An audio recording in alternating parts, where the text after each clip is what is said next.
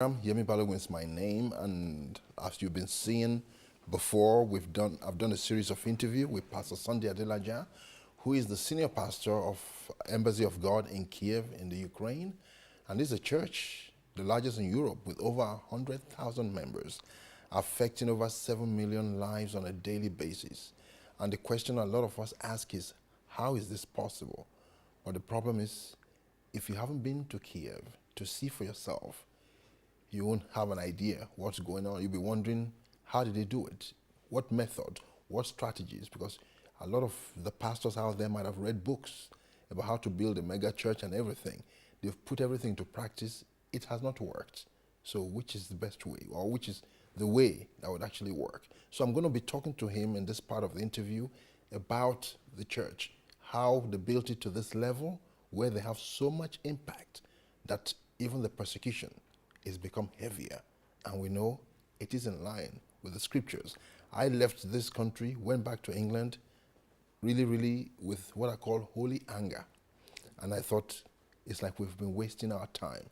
And I realized that if the devil is not made angry, if the authorities are not rising up to arrest us, to lock us up, if they're not angry to try and curb what we're doing, if they're not really upset yet, then we're not doing anything at all.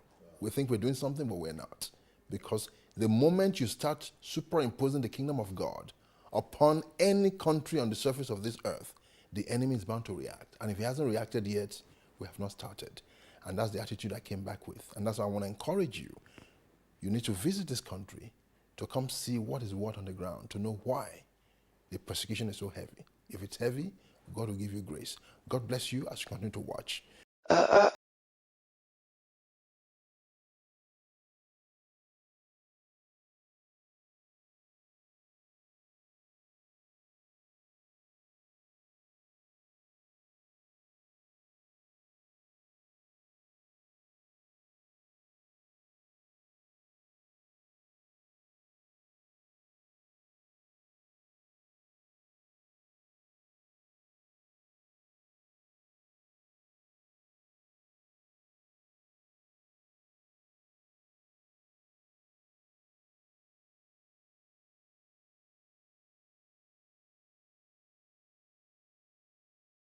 The number of churches in the Ukraine, in regions, 179 churches.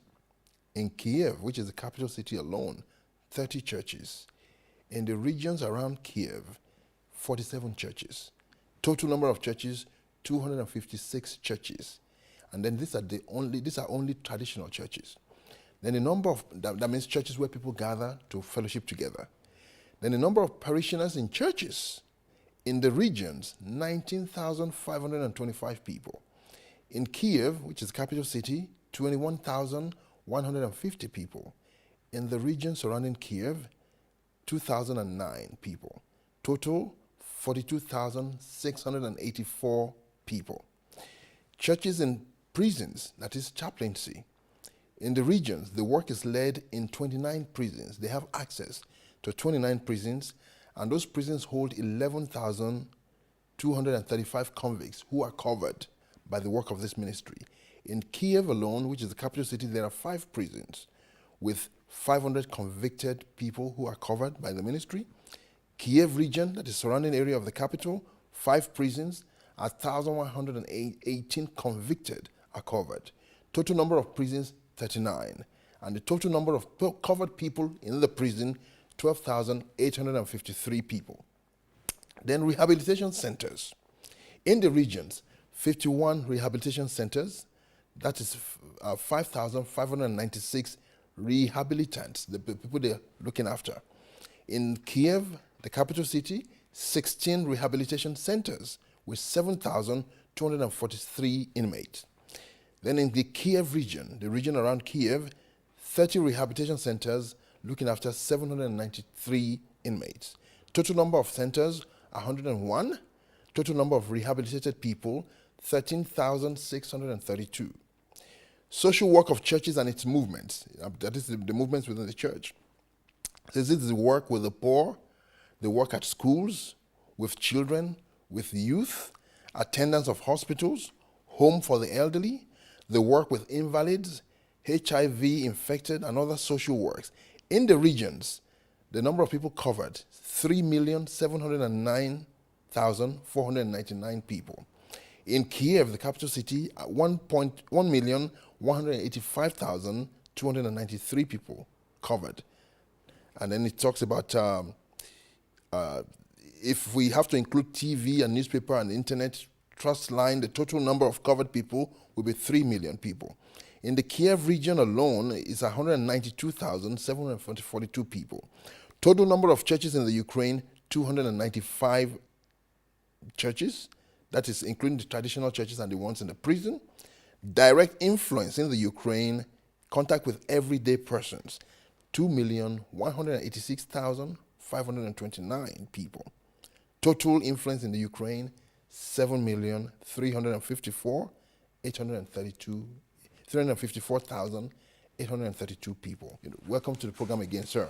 Thank you so much. I just thought I should share that with people so that they have an idea what the ministry is doing. And I'm thankful that you break everything down and you read through it, because people cannot understand. 100,000 people, where do you, and when you read the statistics, you know that that's a very, very modest way of counting, because we don't even count all the churches. We only count people who are dedicated, who are in home groups, who are, coming to church at least twice. Those are the traditional churches. Then we have social work. So, the way our church is structured, we are not even counting members. Members are just like, those are just the workers, you could say. The people who are reaching is much more. But it's unbelievable. You've really got to see the way the church is done differently. So people who have the traditional mindset of the church, they can't believe they can't even know where you're coming from. They don't even know what you're talking about. So in Ukraine here, some people, pastors who have never been to our church, who don't know, they just see movements around the embassy of God. They know that we are the biggest church. Nobody is arguing about that. But with these statistics, how can you be touching so many people? They can't even understand. They don't know that our people don't come to church. They only come to church to get fired up. And their real ministry is not what they do in the church, but what they do outside. And the church this is a new concept of church. It is. That allows you even one member of the church could be touching more people than who come to church. Wow. It reminds me of a friend of mine. He's a pastor in England. They bought a church. They bought a church building, and it was an old church, so it was not soundproof. So they were disturbing the neighbors, and then they decided, well, we need to insulate the church. And they approached some surveyors and designers to come in and have a look. And then they came forward with an idea. I've forgotten the exact figure, but it was something like they told them it will cost you £800,000 to insulate the whole building.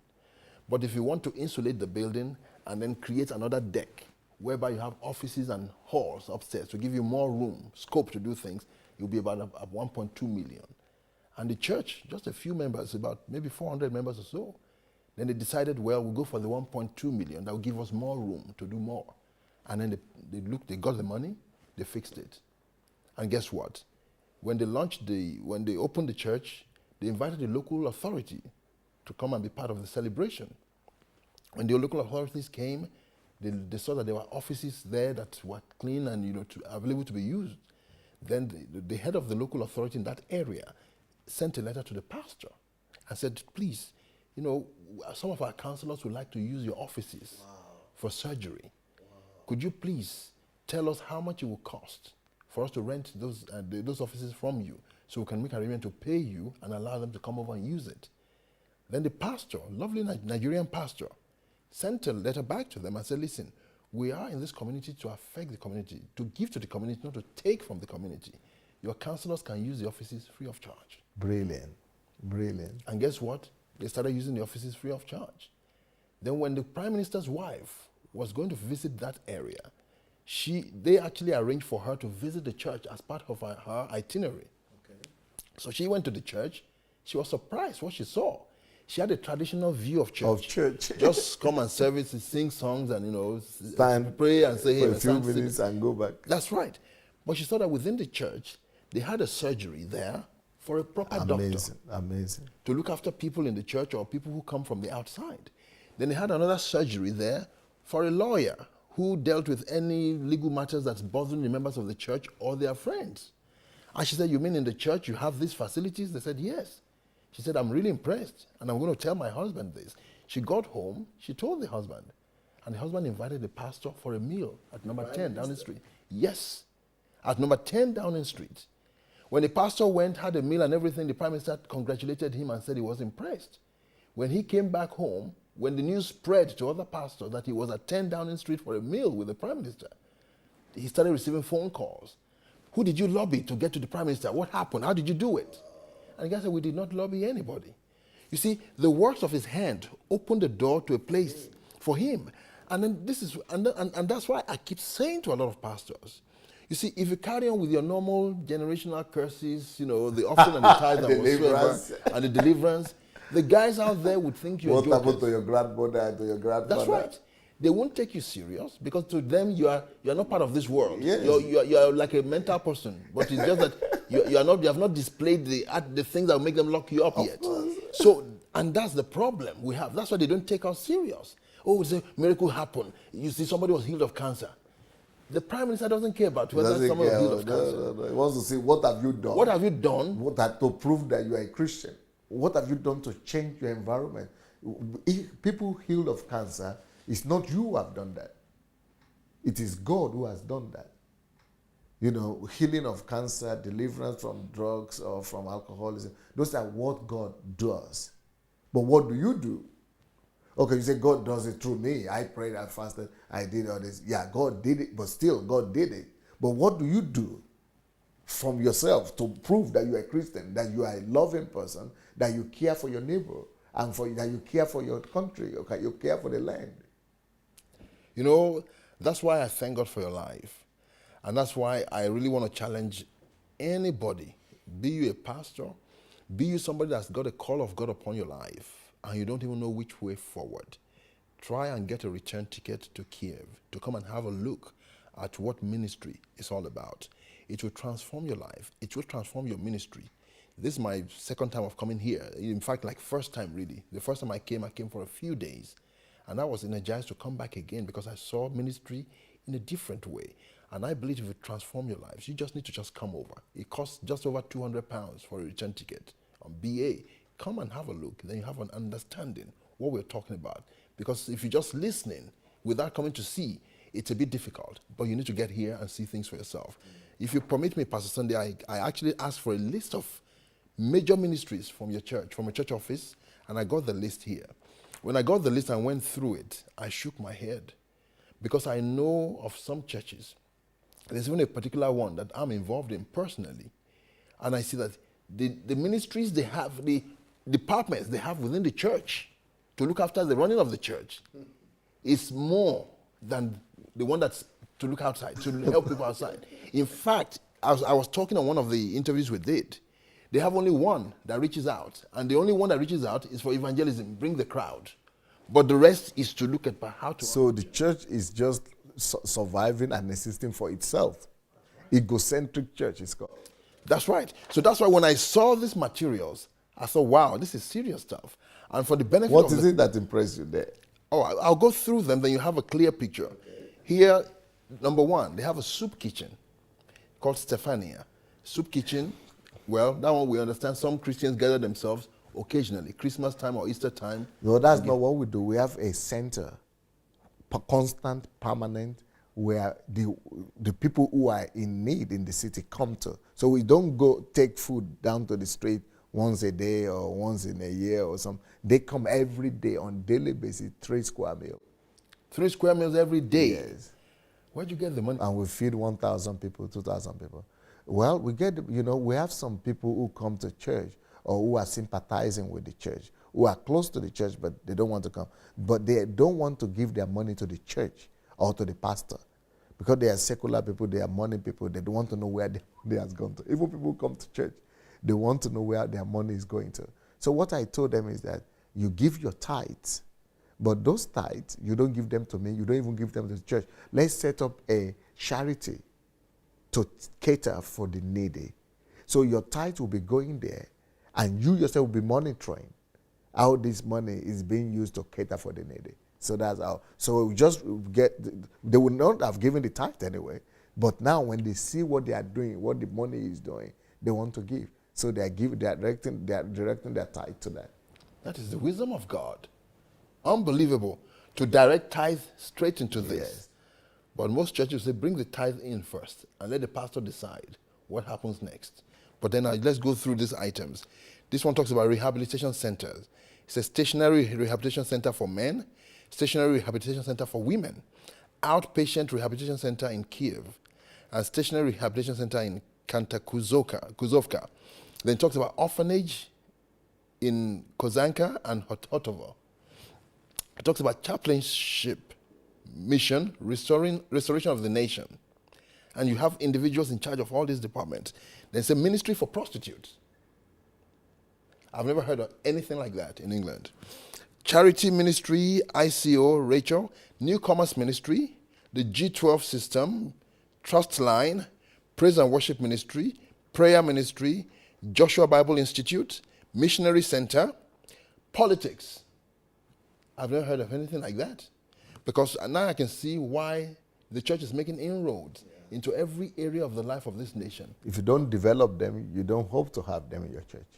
That's the problem. Because out there they say, oh, church doesn't do politics. Let's just keep praying. You are praying, crazy people are getting into parliament, dictating. And you are complaining. And you're complaining. And you say, oh, church can't still do politics. That's the problem. That's what when I if politics is a dirty game, like people say, well, who is going to go clean it up? Wow. Arts ministry, social center, youth ministry, 1000 Club, the Center for Restoration of Personality and Society's Transformation, Marriage for Life ministry. Wow. A ministry on its own. This is interesting. Parenthood Institute. This is what we need out there. Yes. Where you teach all these are for secular people. Secular people? Yes.